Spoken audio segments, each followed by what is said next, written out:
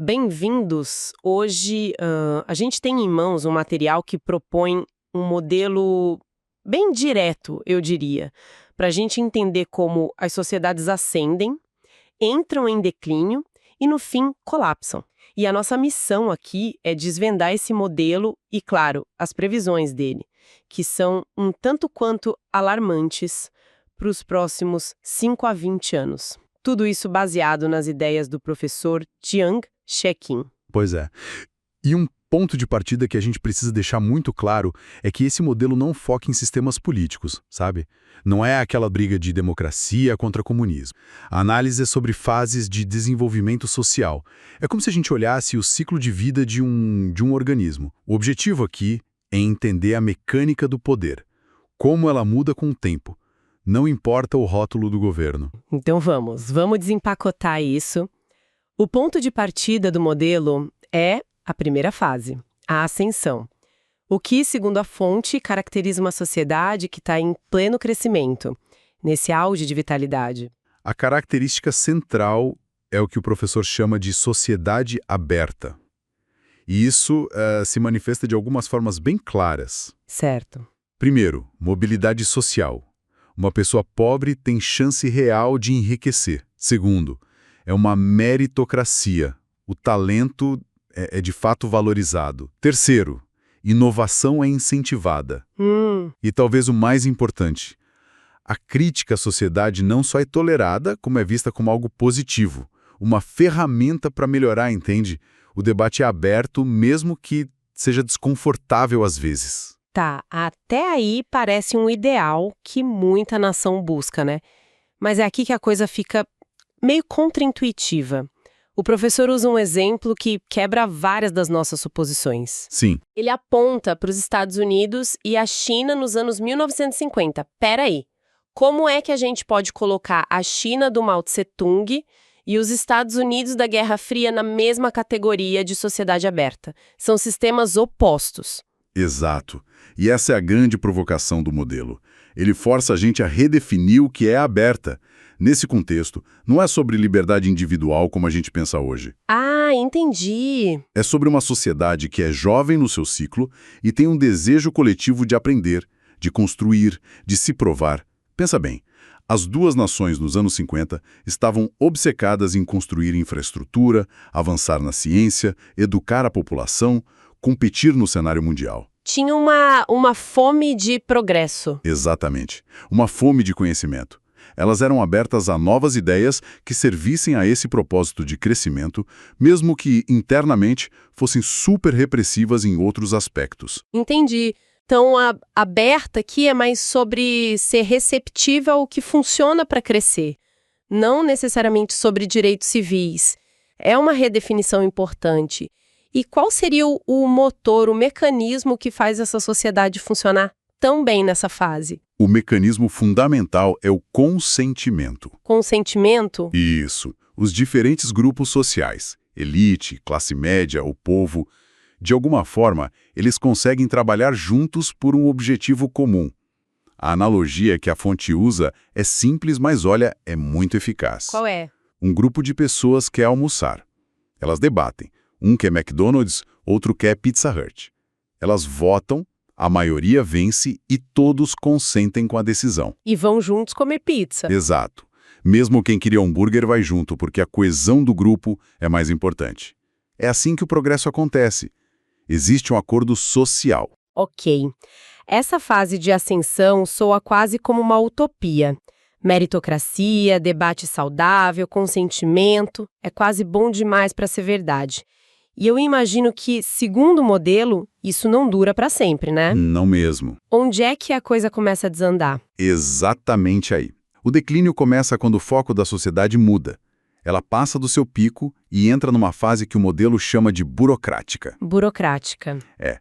A preocupação deixa de ser o progresso e a inovação, e passa a ser a manutenção de empregos e a preservação do status quo. Mas essa burocracia não surge do nada, né? De onde ela vem? Olha que ironia.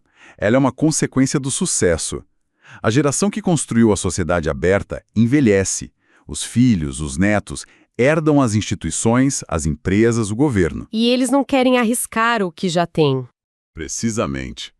Em vez de arriscar e inovar como os pais e avós, o foco deles vira administrar o que já existe, proteger o patrimônio, a regra, o processo, o formulário. Tudo isso fica mais importante que o resultado final. É uma espécie de esclerose institucional, sabe? Sei. A energia criativa é trocada pela gestão do risco. Perfeito. É isso. E é daí que vem a primeira grande previsão do modelo para o nosso tempo. Um declínio bem acentuado da democracia e da liberdade, principalmente no Ocidente. A previsão específica para os próximos 5 a 20 anos é que os Estados Unidos e a Europa vão se tornar muito mais autoritários. Uhum. O texto até cita o uso crescente das Forças Armadas para resolver questões internas nos Estados Unidos como um sinal dessa tendência. Sim, porque numa sociedade burocrática em declínio, a liberdade de expressão e o debate, que antes eram valorizados por gerar boas ideias, Agora são ameaça. exato, passam a ser vistos como ameaças, eles geram instabilidade, questionam o status quo. E como o objetivo agora é a estabilidade a qualquer custo, a resposta do sistema é controlar, regular e, eventualmente, silenciar essas vozes. O autoritarismo é a consequência política dessa esclerose social. Mas qual é a mecânica por trás disso? Como uma sociedade que antes usava o consentimento, que votava para decidir onde almoçar, chega nesse ponto de se tornar autoritária repressora? A mudança de mentalidade é uma coisa, mas como o poder opera de forma diferente? A chave está na mudança dos mecanismos de poder. A fonte detalha isso muito bem. Continuando aquela analogia do restaurante. Ah, boa. Na fase de ascensão, como a gente falou, o mecanismo é o consentimento. O grupo debate, vota e vai junto comer pizza. Certo. Mas aí vem a fase de declínio, a fase burocrática. O que acontece com o grupo do almoço? O mecanismo muda para a enganação. Enganação. Isso. O poder, que na analogia é o professor, não convence mais pelo argumento. Ele mente para conseguir o que quer. Ele diz, temos que ir ao McDonald's porque o Jack Ma vai estar lá. Ou então, hoje tem hambúrguer grátis. É uma mentira, é uma manipulação. Exato. Para direcionar o grupo sem um debate real. A sociedade se torna burocrática, com regras e narrativas criadas não para o bem comum, mas para manter o poder de quem engana. Peraí, enganação. Mentira. Isso soa muito conspiratório. Não seria só complexidade de governar uma sociedade madura com interesses diversos, conflitantes? Por que o modelo insiste numa palavra com uma conotação tão negativa? É uma escolha deliberada de palavra. É para chocar e para apontar a essência da mudança. Não se trata da complexidade normal da política, entende? Trata-se do ponto em que a elite governante não acredita mais que pode persuadir a população com base em fatos e lógica. Eles concluem que é mais fácil, mais eficiente, fabricar uma realidade, criar uma narrativa falsa para atingir seus objetivos. Pensa em justificativas para guerras, pânicos econômicos induzidos, promessas políticas que ninguém pretende cumprir. Entendi. É quando a comunicação do poder deixa de ser persuasão e vira propaganda, vira manipulação sistemática. A intenção muda. E depois da enganação, qual é o passo final na fase de colapso? Na fase de colapso, o mecanismo é a coerção pura. A máscara cai. Nossa, O professor, na analogia, não precisa mais mentir. Ele simplesmente usa força. A frase dele é: eu sou o professor e vou bater em vocês se não me ouvirem. O poder não precisa mais de legitimidade, de consentimento ou mesmo de mentiras sofisticadas. Ele se sustenta só na força bruta, na polícia, no exército, na intimidação. então esse declínio da democracia que ele prevê não é só uma questão de eleições ou leis. É o resultado visível dessa mudança profunda, do consentimento para a enganação e, por fim, para a coerção. Exatamente. E a preocupação da sociedade também muda, de unidade e empatia na ascensão para estabilidade e status quo no declínio. E, finalmente, para a sobrevivência individual a qualquer custo, na fase de colapso. É uma erosão da confiança social. Perfeitamente colocado. Uma erosão da confiança social que se manifesta politicamente como autoritarismo. Quando ninguém mais acredita em ninguém, a única linguagem que resta é a da força. E essa trajetória, infelizmente, não para por aí. A lógica de poder que o modelo descreve leva a um lugar ainda mais sombrio. que são os conflitos internos e as guerras externas. Sim. O modelo descreve uma sequência de eventos que podem acontecer em paralelo ou em ordens diferentes, mas que se retroalimentam.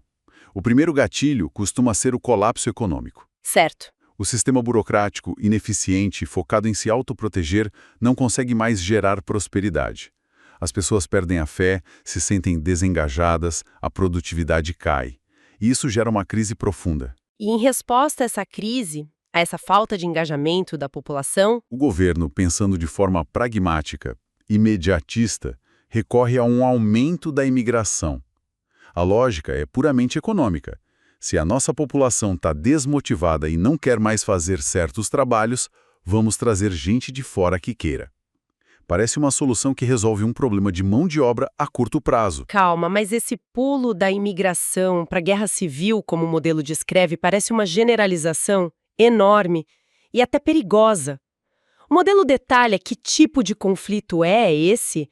É sobre recursos, identidade cultural, é luta de classes? Porque a forma como isso se desenrola na Europa pode ser muito diferente da dos Estados Unidos, por exemplo. Ótima pergunta. O modelo não diz que é um resultado automático. Ele diz que é um caminho de altíssimo risco para uma sociedade que já está fraturada. Certo.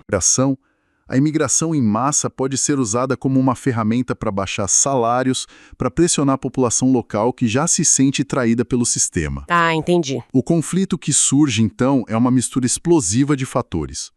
Ressentimento econômico da população nativa, choque de identidade cultural e principalmente a percepção de que o governo está substituindo seu próprio povo. As ruas podem virar um campo de batalha entre esses grupos. E aqui a gente chega na questão crucial que a fonte levanta. Como a elite no poder, que já opera na base da coerção, lida com uma guerra civil que ameaça sua própria existência? A estratégia final descrita é a mais cínica de todas. Guerras estrangeiras, idiotas e sem sentido. Nossa! O governo, de forma deliberada, envia sua população, especialmente os homens jovens descontentes, mais propensos à violência, para lutar e morrer em conflitos no exterior. É uma válvula de escape, uma distração em massa para desviar a fúria interna para um inimigo externo. Exato. E o que é fascinante e assustador aqui é como a guerra é enquadrada não como uma falha da diplomacia, mas como uma ferramenta de gestão do poder. A elite se depara com uma escolha brutal: guerra ou revolução. Se a luta continuar nas ruas, uma hora o alvo vira o próprio governo.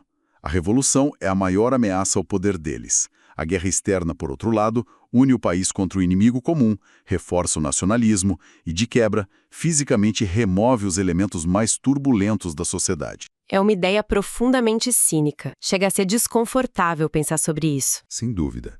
É o tipo de lógica fria que a gente espera que não seja verdade, mas que o modelo insiste em apontar como ferramenta de poder. O professor faz questão de frisar que essa análise não é sobre moralidade, sobre certo ou errado. É sobre como o poder funciona. Exato. É uma tentativa de entender como o poder funciona na prática e como as pessoas no poder pensam e se comportam para se manterem lá, principalmente quando estão encurraladas. Recapitulando a nossa jornada, então. A gente partiu de um modelo de sociedade aberta, em ascensão, baseada no consentimento. Seguimos a degeneração dela para uma fase burocrática, baseada na enganação, até chegar num sistema autoritário sustentado pela coerção. E, no limite, esse sistema culmina no uso de conflitos internos e guerras externas como estratégia de sobrevivência do poder. É um quadro bem sombrio. E a reflexão final que o modelo propõe é interessante. A validade dele não está em ser uma verdade absoluta, mas na capacidade de fazer previsões que podem ser observadas no mundo real. Se vai se concretizar ou não. Exato. Se essas previsões, o aumento do autoritarismo, a polarização interna, o surgimento de conflitos externos que parecem sem sentido, se concretizarem nos próximos anos, o modelo mostra que tem alguma precisão. Por outro lado, se contra tudo e contra todos, os líderes mundiais de repente buscarem a paz, a desescalada, a colaboração, aí o modelo estará errado. Certo. O objetivo primário, segundo o professor, é entender como o mundo realmente funciona antes de qualquer tentativa de melhorá-lo. Isso nos deixa com um último ponto para reflexão, que talvez seja o mais urgente. O modelo afirma que o colapso final é acelerado por uma tempestade perfeita de crises simultâneas. Pandemias, secas, guerras, crises econômicas. Certo. E um sistema autoritário, já na fase de colapso, é estruturalmente incapaz de enfrentar essa tempestade. Exatamente. Porque ele já não permite críticas. As vozes que poderiam alertar sobre o iceberg à frente, os cientistas, os jornalistas, os dissidentes, são tratadas como inimigas da sociedade. O sistema fica cego. Fica cego e frágil diante de choques reais, porque ele pune quem diz a verdade. A sociedade em ascensão valoriza os críticos como heróis que ajudam a melhorar.